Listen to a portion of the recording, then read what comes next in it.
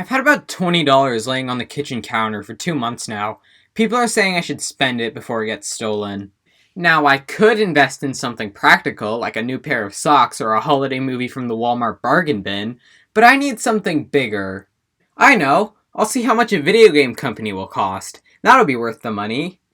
Video game buyouts are the backbone of the economy. I'm sure that's somebody's way of looking at it. Video game buyouts are a special thing in the gaming industry.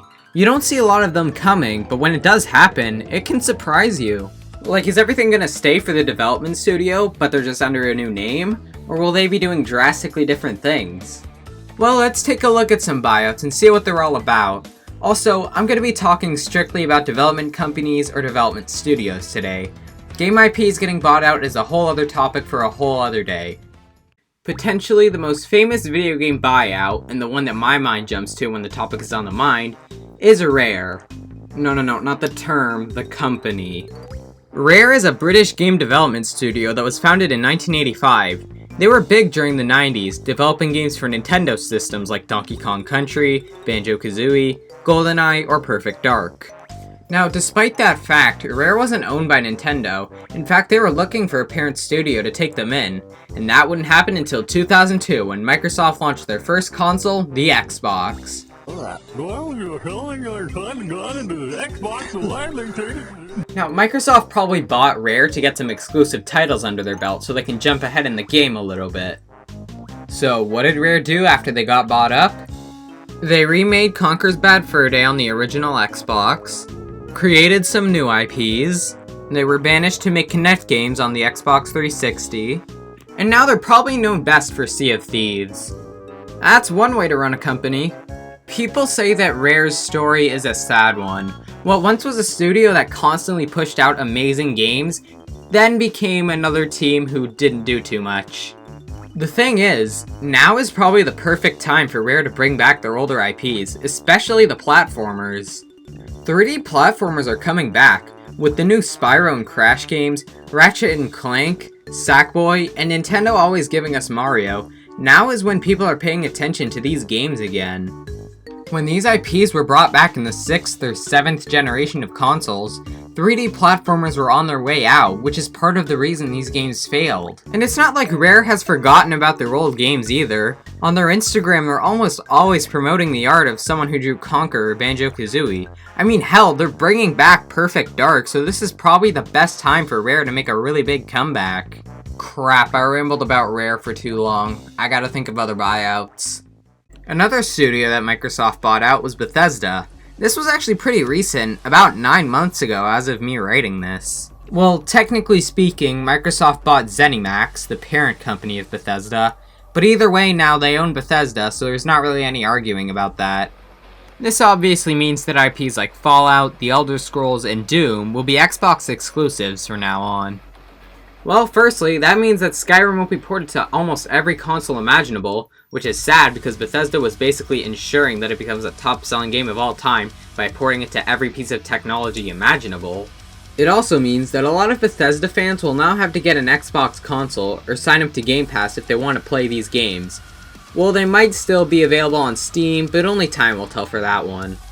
But anyways, this move might boost up Microsoft's revenue significantly. Let's say you're a massive Doom fan, and you primarily played the game on PlayStation consoles.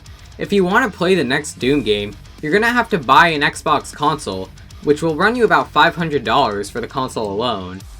Or you could sign up to Game Pass, which is about $10 a month, or $120 a year. Either way, Microsoft's making money off you for wanting to play Doom, so I'd say this was a good decision on their part. Wait a second. Todd Howard might not be able to swear at E3 anymore.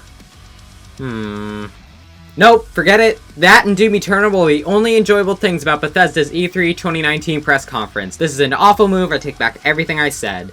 Nintendo recently acquired Next Level Games. Next Level Games made a lot of Nintendo games like Luigi's Mansion 2 and 3, the Mario Strikers series, Metroid Prime Federation Force on the 3DS, and the Punch-Out games on Wii. I was under the impression that Next Level Games were already owned by Nintendo, but I guess I was wrong. The most I can see coming out of this buyout is that Next Level won't be doing any licensing stuff anymore, or if they are, it'll be exclusive to Nintendo consoles.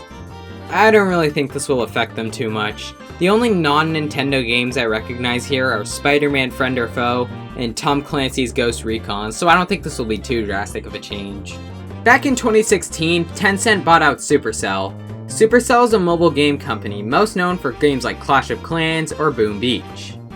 I think that almost everyone has indulged in one Supercell game before. I myself used to play Clash of Clans, but anyway, Tencent bought them out for $8,600,000,000. It's actually the most expensive video game buyout of all time, so that's cool. I'm not entirely sure what this did to Supercell, however. Tencent isn't exactly the most respected company out there, so I don't know what this means for Supercell. Supercell apparently has huge success with microtransactions, to the point where they're starting to base their games around that. So we're taking two companies that really aren't the best and meshing them together. I'm sure this will go over well. I don't know, this acquisition is probably the one that I care about the least since I'm not the biggest mobile game fan, but we're just gonna have to see what happens. Here's a weird one. Did you know that Facebook bought Oculus VR? Yeah, for real. Back in 2014, Oculus was bought out by Facebook. They did this because apparently they had a much bigger vision for virtual reality. Well, if making Oculus require a Facebook account to play games is part of your bigger vision, then I hope it's going well for you.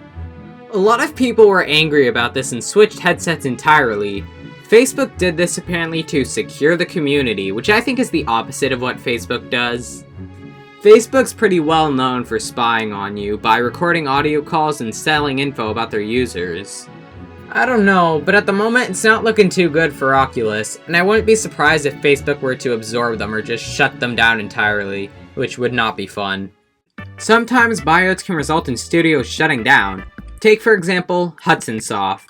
They were bought out by Konami in 2012, where they were then completely dissolved into the company, leaving Bomberman as the only remaining Hudson IP. When THQ shut down, Nordic Games bought up all their assets and named themselves to THQ Nordic.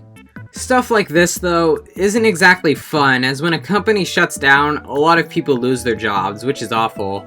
That's not just exclusive to video games, that can go for any company. There can also be buyouts that don't change all too much. Microsoft bought Mojang, and I can't really tell what happened to Minecraft after that. Maybe it's because I'm not really into Minecraft, but when I look at Minecraft before Microsoft and after Microsoft, I can't really tell much of a difference. A lot of people say that Microsoft ruined Minecraft. I don't really know how exactly, but I need something to say about this, so here you go. Well, now I look like a fool for not knowing stuff about Minecraft. I wish I would have known that beforehand, because now all my credibility's gone. Microsoft also bought Double Fine in 2019 and Ninja Theory in 2018. Good god, man, Microsoft has bought a lot of companies throughout the years, huh? I guess that's a good thing. Without a strong parent company like Microsoft, these studios might have a tougher time pushing out games and getting a lot of people to notice them. At the end of the day, video game buyouts can be exciting things to learn about once they happen. It's like a start of a new company. They could have a bigger audience to show off their games, which is always good. You just gotta hope that it also ends well. Stuff like what happened to Rare isn't the ideal situation for what might happen here. What this should feel like is if nothing ever happened and everything stayed the same, if not got better for the company. So here's to companies taking in smaller companies to make more money. That's some people's favorite pastimes. Now knowing all this info, I'm gonna buy out a video game company. I think I'm gonna aim for Game Development Studios, the guys that made Outhouse Quest. Let me just see how much they cost here. Bruh. Damn it, I was really looking forward to that. Well, I guess I gotta resort to the Walmart bargain bin to spend my cash.